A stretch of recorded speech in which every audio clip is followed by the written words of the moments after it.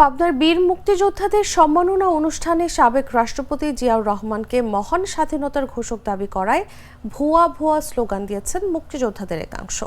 এই সময় চরম হট্টগোল দেখা দেয়।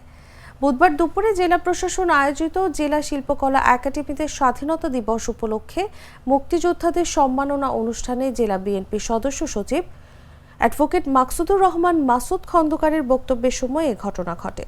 প্রত্যক্ষদর্শী ও সংশ্লিষ্টদের সঙ্গে কথা বলে জানা গেছে, অনুষ্ঠানে আমন্ত্রিত অতিথি হিসেবে বক্তব্য শুরু করেন অ্যাডভোকেট মাকসুদুর রহমান মাসুদ খন্দকার। শুরুতেই তিনি শহীদ প্রেসিডেন্ট জিয়াউর রহমানকে মহান স্বাধীনতার ঘোষক দাবি করে বক্তব্য দেন। এ সময় মুক্তিযোদ্ধাদের একটি অংশ প্রতিবাদ করেন এবং ভুয়া ভুয়া স্লোগান দিতে থাকেন। এক পর্যায়ে বক্তব্য শেষ না করে বিএনপি নেতা মাসুদ খন্দকার চলে আসেন।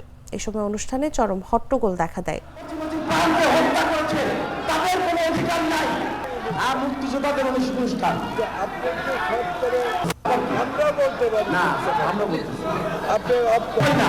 শহীদ রাষ্ট্রপতি জিয়াউর রহমান